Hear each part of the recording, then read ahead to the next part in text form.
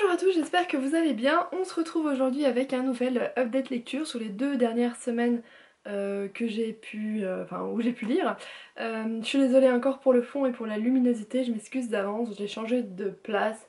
Il n'y a toujours pas aucune pièce où il y a un fond qui est à peu près convenable, donc pour le moment on va faire avec jusqu'à la fin des travaux.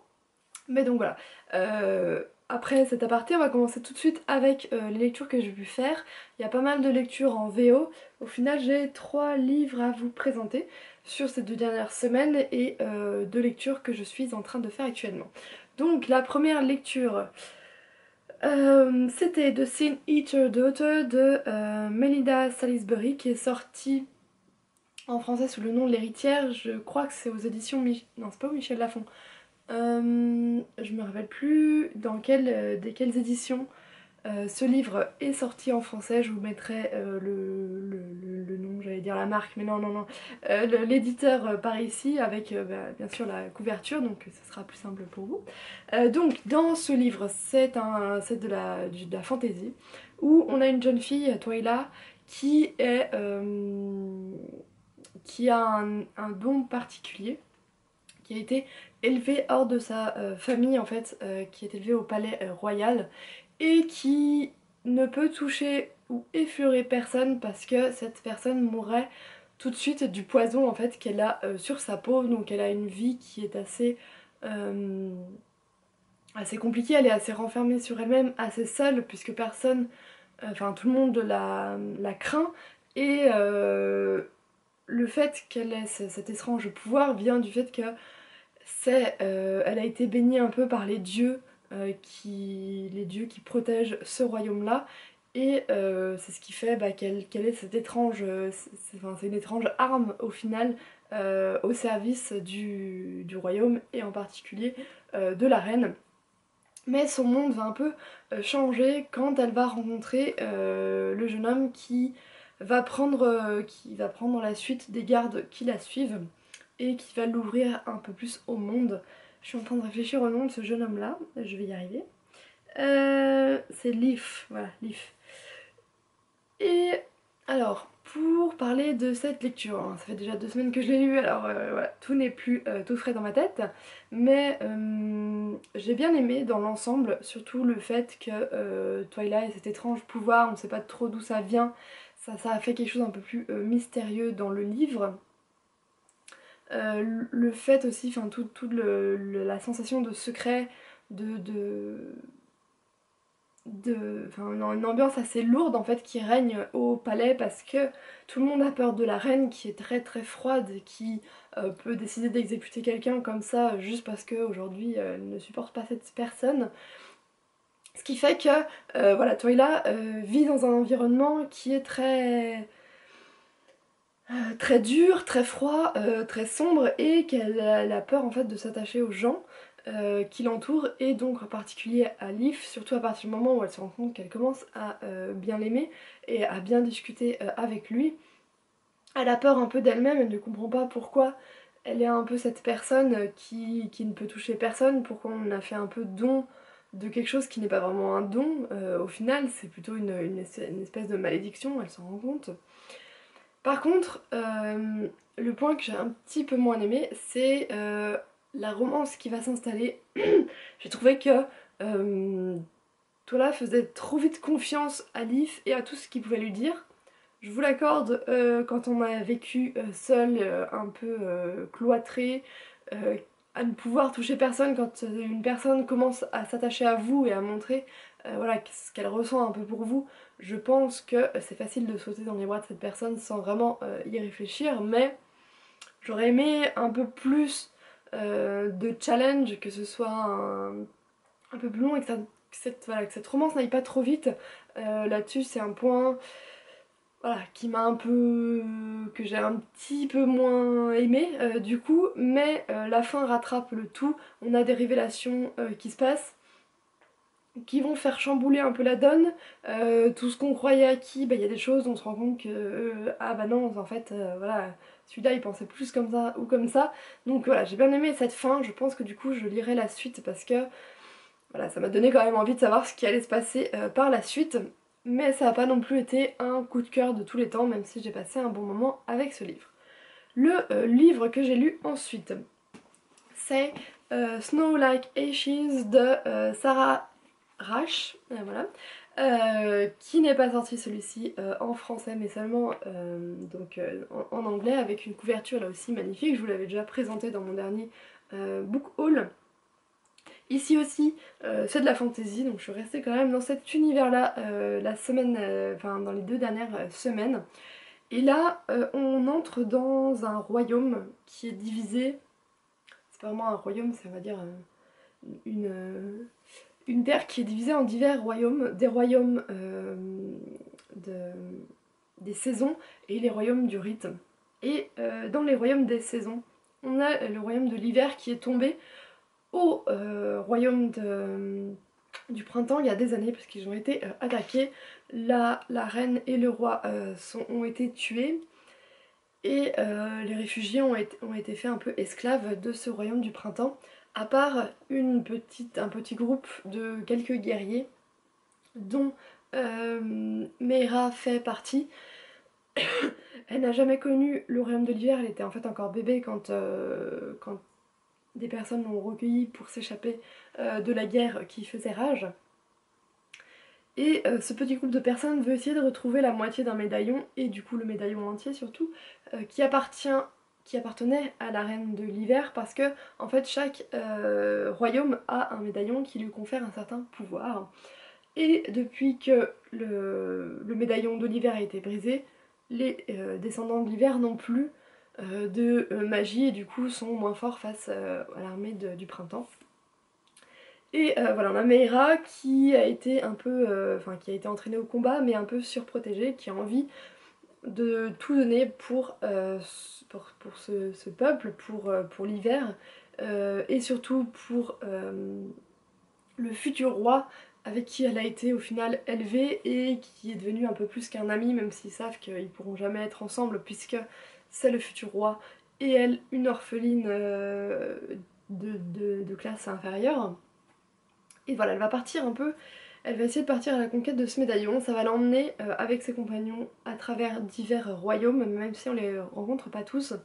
Et on va se rendre compte que les enjeux politiques font qu'il y a des trahisons, qu'on ne peut pas faire confiance à tout le monde, en particulier Meira. Mais même le lecteur se fait vite avoir, enfin moi je me suis fait vite avoir par certains personnages. Et voilà, Meira va découvrir un peu son destin et qu'elle n'a pas, qu'elle ne tient pas toutes les ficelles, on va dire, de celui-ci entre ses mains. J'ai beaucoup aimé ce livre-là, je l'ai dévoré celui-ci en quelques jours. J'aime bien les royaumes qui nous sont dépeints, la façon dont chaque peuple a ses particularités vis-à-vis de ce royaume-là. Donc par exemple l'hiver, ce sera des cheveux blancs, les yeux bleus, etc. Chacun a ses coutumes et même si on ne va pas rencontrer tous ces peuples dans ce premier livre, on sent qu'il y a du bagage derrière et qu'on va les découvrir dans la suite. Bien sûr, complot trahison, voilà, ça m'a plu sur ce côté-là.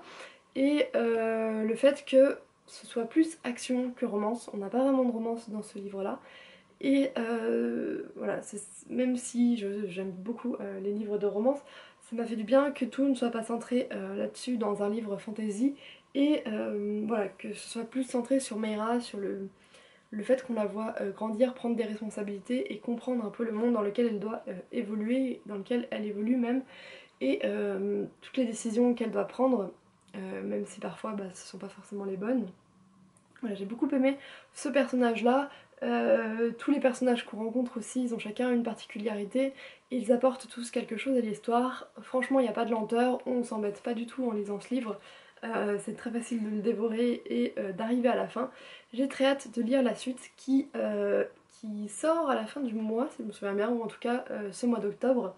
Donc voilà, j'ai hâte de savoir ce qui va se passer ensuite, même si la fin ne nous laisse pas sur un cliffhanger, ce qui pour une fois n'est pas mal. Ça laisse sur une fin ouverte et on a quand même envie de savoir voilà, comment les personnages vont réagir, qu'est-ce qui va se passer et où l'auteur va nous emmener dans le prochain tome. Ma lecture suivante. cherche un endroit pour poser le livre. Il s'agit d'un livre qui a fait beaucoup parler de lui sur la blogo quand il est sorti il y a quelques mois. C'est Phobos de Victor Dixon dans la collection R. J'avais au départ hésité à l'acheter et à le lire parce qu'il y avait eu tellement d'émulsion, on va dire, autour de ce livre-là. Tout le monde l'avait tellement adoré que j'avais peur d'être la seule à ne pas l'aimer. Et comme je l'avais pas acheté à ce moment-là, j'avais envie de me dire je vais attendre un peu que ça se tasse et qu'il y ait moins de personnes qui en parlent. Même s'il y a encore pas mal de gens qui en parlent parce que le deuxième tome va sortir le mois prochain. À force d'avoir lu certains commentaires, je me suis dit allez, je me lance, je tente. C'est une histoire qui a l'air de changer de ce que j'ai pu lire ailleurs parce que la conquête de l'espace, de la télé-réalité, enfin, voilà, c'est vraiment ancré dans le réel. Et finalement, je me suis dit que j'ai eu raison de le lire puisque j'ai beaucoup aimé. C'est pas non plus un coup de cœur, le coup de cœur de tous les temps, mais c'est un gros page turner. Enfin, quand on commence au début, c'est difficile de s'arrêter avant la fin parce que chaque chapitre nous entraîne, on a envie de savoir ce qui va se passer par la suite. Donc en faisant rapide, parce que je pense que beaucoup de monde connaissent le synopsis de ce livre-là, ça parle de 6 garçons et 6 filles qui vont être envoyés dans l'espace pour aller peupler la planète Mars, qui vont être suivis en télé-réalité 24 heures sur 24 dans leur navette spatiale en direction de Mars et qui ne cohabitent pas ensemble en fait, qui vont juste avoir 6 minutes par jour de speed dating pour trouver l'âme sœur parmi les autres prétendants, prétendantes et voilà, pour ensuite se marier une fois arrivés sur Mars et peupler cette planète-là. Là, le fait qu'on ait une télé-réalité, qu'on est sur la conquête de Mars, qui sont des sujets qui sont vraiment très réels, ça m'a permis de vraiment m'imaginer tout ce qui aurait pu se passer. En plus, j'ai trouvé que Victor Dixon agrémentait ses explications d'explications un peu scientifiques, même si je n'ai pas vérifié si tout était juste. J'ai trouvé qu'il n'y avait rien de totalement extravagant, et du coup, on a plus l'impression que ça peut être quelque chose qui peut être réel que quelque chose qui est totalement inventé et du fantastique. Donc voilà, j'ai bien aimé cette part-là. De plus, les personnages sont très intéressants. En particulier, Léonore, ils ont chacun un caractère, ils viennent chacun de quelque part, ils ont chacun leur fragilité, leurs défauts, et on apprend à les connaître au fur et à mesure, même si au départ on ne sait quasiment rien d'eux, même du personnage principal. Et c'est ça que j'aimais, le fait qu'ils ne soient pas parfaits, qu'ils soient envoyés dans l'espace et qu'ils ne soient pas des gens issus de familles riches, issus voilà, du monde parfait. Ils ont chacun leurs différences, ils ont chacun quelque chose et je pense qu'ils peuvent tous apporter voilà, ce petit quelque chose à cette conquête de Mars. On a aussi le fait que ce soit fait sur plusieurs points de vue.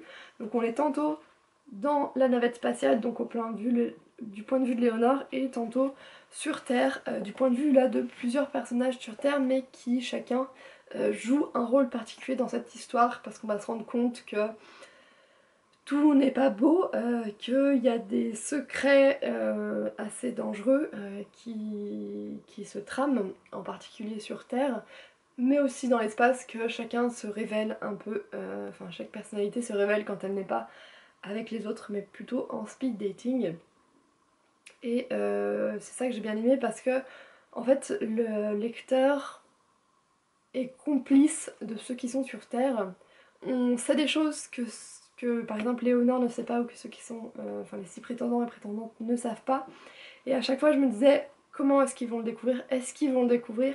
Comment ils vont réagir? Qu'est-ce qui va se passer? Et c'est ça qui me donnait envie de continuer, parce qu'à chaque fois qu'on découvrait quelque chose, on avait envie de savoir, bah voilà, est-ce qu'ils vont le savoir avant la fin? Qu'est-ce qui va se passer? Enfin, ça amenait un peu de suspense, oula, j'arrive plus à parler, dans tout le livre, et c'est ça que j'ai aussi beaucoup aimé. J'ai très hâte de découvrir la suite parce que la fin nous laisse un peu, cette fois-ci sur un peu un cliffhanger. Et j'ai envie de savoir vraiment ce qui va se passer, comment les personnages vont vivre cette arrivée sur Mars, et voilà.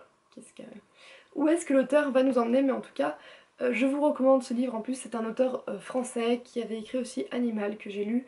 J'ai préféré ce livre-ci à Animal, dont je ne sais pas si je vais lire la suite.